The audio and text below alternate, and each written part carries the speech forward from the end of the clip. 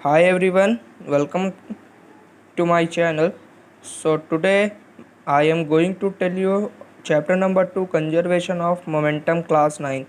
ये हमारा second derivation है। पहला डेरिवेशन हम लोग पढ़ चुके हैं।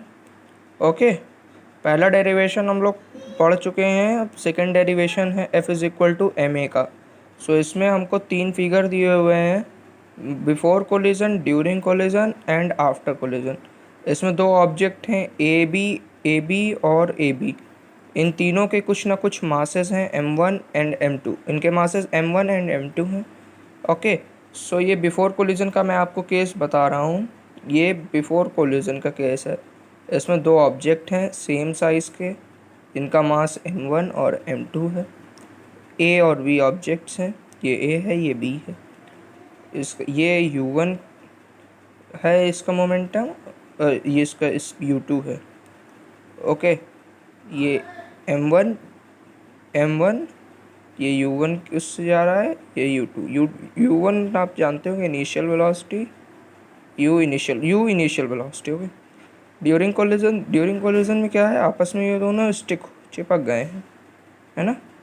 ये दोनों चिपक गए हैं और इसमें आफ्टर चिपकने के बाद ये दोनों V2 की स्पीड से जाने लगे। इसी को अब हमने लिखा है, डेरिवेशन लॉन्ग है हाँ, लेकिन आसान है। So let T be duration of time for which collision last between two object. T हमारा टाइम होगा। So momentum of object A before collision, momentum P बराबर mv होता है, आप पता होगा।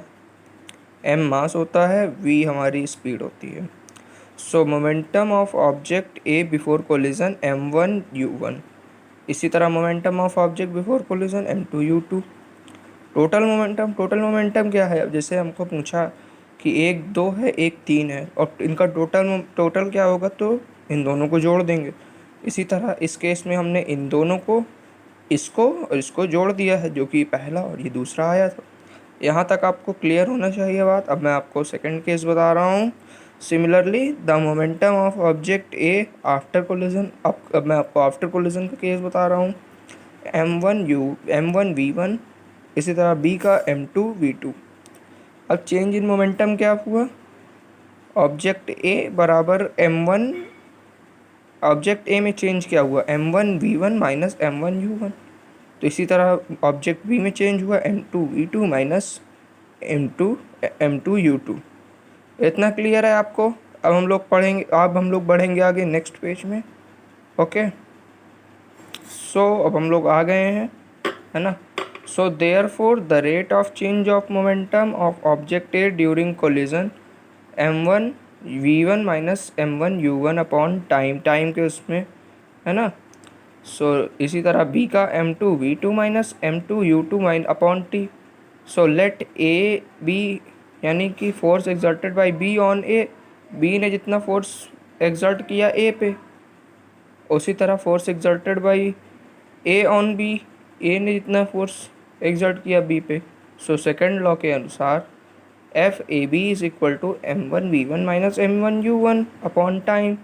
एफ बी ए बराबर M2 V2 minus M2 U2 upon time. तो अकॉर्डिंग टू थर्ड लॉ हमारा क्या है, एक्शन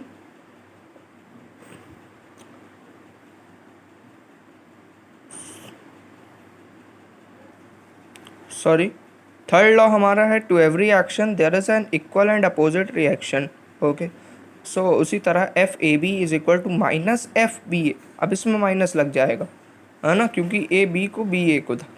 उसी तरह M1 ए M1 V1 minus M1 U1 upon time is equal to minus M2 V2 minus M2 U2। इसमें हमने ए का लिया है, इसमें हमने बी का लिया है केस, है ना। ये ए का है, ये बी का है, अपॉन टाइम। अब टाइम हो गया cut. So M1 V1 minus M1 U1 minus M2 V2 minus M2 U2। उसी तरह M1 V1 minus M1 U1 is equal to minus M2 V2 plus M2 U2। अब इसी को ये V2 को हम उधर ले जाएंगे तो प्लस में हो जाएगा, इसको उधर ले जाएंगे तो ये प्लस में हो जाएगा। So m1v1 plus m2v2 is equal to m1u1 plus m2u2। Therefore total momentum after collision is equal to total momentum of system before collision. इतना आपको क्लियर हो गया? आई होप क्लियर हो गया है। Okay, so thank you for watching. Please like, share and subscribe my channel. Yeah, thank you very much.